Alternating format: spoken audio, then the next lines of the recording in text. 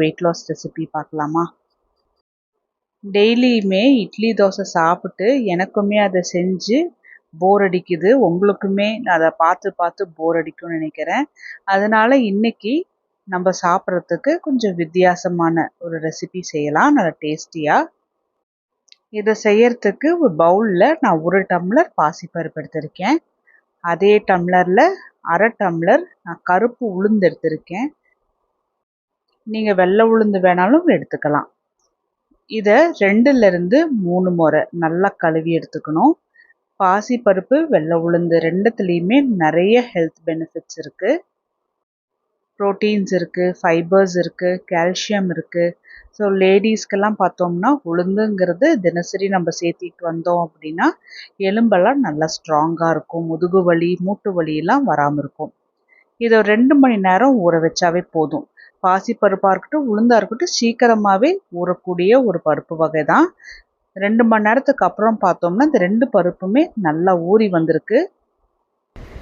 தண்ணியிலேருந்து வடித்து எடுத்து மிக்ஸி ஜாருக்கு போட்டுடலாம். முந்தா நேற்று நைட்டு நான் பச்சை பயிறு ஊற வச்சு நேற்று காலையில் இது போல் வடிகட்டி வச்சுட்டேன். நேற்று சாயந்தரம் பார்த்தோம்னா காலையிலேருந்து சாயந்தரத்துக்குள்ளே கொஞ்சம் கொஞ்சம் முளைக்கட்டி இருக்குது. ரொம்ப ஈஸி தான் முளை கட்டுறது, ரொம்ப கஷ்டம் கிடையாது.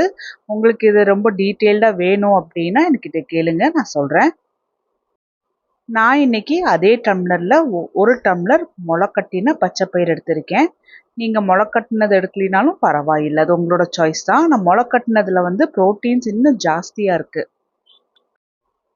அதே டம்ளரில் நான் கொஞ்சமாக தண்ணி சேர்த்து அரைச்சி எடுத்துக்க போகிறேன். அரைக்கும்போது உங்களுக்கு தண்ணி கொஞ்சம் தேவைப்பட்டுச்சுனாலுமே நீங்கள் ஊற்றி அரைச்சிக்கலாம். நம்ம சேர்த்தி இருக்கிற இந்த 3 பருப்புமே பார்த்தோம்னா நல்லா புசு புசு புசுன்னு வரும். இந்த 3மே இப்போ நான் அரைச்சி எடுத்துகிட்டு வந்திருக்கேன் பாருங்கள், அப்படியே க்ரீமியாக நல்லா புசு புசுன்னு வந்திருக்கு. இப்போ இதில் தேவையான அளவுக்கு இத்துப்பு போட்டு கையை வச்சு நல்லா கலந்துட்டுக்கலாம். நல்லா க்ரீமியாட்டம் இருக்குங்க, நீங்களே வந்து பிசையும் போது உங்களுக்கு தெரியும். இப்போ எல்லாமே நல்லா கலந்துட்டுட்டு புளிக்க வச்சிடலாம். ஏன்னா உளுந்து நம்ம சேர்த்தி இருக்கும்போது புளிக்க வச்சோம் அப்படின்னா தான் உளுந்து வாசனை வராமல் இருக்கும். இப்போ இதுக்கு ஒரு சட்னி ரெடி பண்ணிடலாம். மிக்ஸி ஜாரில் 2 துண்டு தேங்காவை சின்ன சின்னதாக கட் பண்ணி போட்டிருக்கேன். 2 கை நரைச்ச பொட்டுக்கடலை, காரம் தேவையான அளவுக்கு பச்சை மிளகா, நான் 2 பச்சை மிளகா போட்டிருக்கேன். கொஞ்சமாக கல்லுப்பு, 3 பூண்டு சின்ன சின்னதாக இருக்கிறதுனால, அதே போல் 3 சின்ன வெங்காயம். இதை கொஞ்சமாக தண்ணி சேர்த்தி நல்லா நைஸாக அரைச்சி எடுத்துகிட்டு வந்துட்டு கடுகு, ஜீரகம், கொஞ்சமாக உளுத்தம் பருப்பு, கருவேப்பிலை போட்டு தாளித்து ஊற்றிட்டோம் அப்படின்னா தேங்காய் சட்னி ரெடி ஆயிரும். நல்ல டேஸ்டியாக இருக்கும். இப்போ அடுத்த நாள் காலையில் பார்த்தோம்னா மாவு பாருங்கள் சூப்பராக புளிச்சு வந்திருக்கு. இதில் அரிசியே சேர்க்காம தான் ஊத்தப்பம் போல் ரெடி பண்ண போகிறோம். கரண்டி வச்சு நல்லா ஒரு முறை கலந்துட்டுக்கோங்க, ஏன்னா ரொம்ப புசு புசுன்னு இருக்கும் மாவு. தோசை தவா கொஞ்சமாக சூடான உடனே 2 குழிக்கரண்டி அளவுக்கு கொஞ்சமாக மாவு எடுத்துட்டு ஊத்தப்பம் போல் போட்டுக்கலாம். இந்த மாவில் இட்லி போட முடியுமா, தோசை போட முடியுமானா கண்டிப்பாக போடலாம். நல்லா சாஃப்டாக புசு புசுன்னு இட்லி போடலாம், நல்லா முறுமுறுன்னு தோசை போடலாம். ஆனால் டெய்லி நம்ம இட்லி தோசை அந்த மாதிரி சாப்பிட்றோம் இல்லையா, போர் அடிக்கும் டெய்லி ஒரே மாதிரி சாப்பிட்டு. அதனால் இன்றைக்கி நான் ஊத்தப்பம் போல் நல்லா புசு புசுன்னு செஞ்சு எடுத்துக்கிறேன்.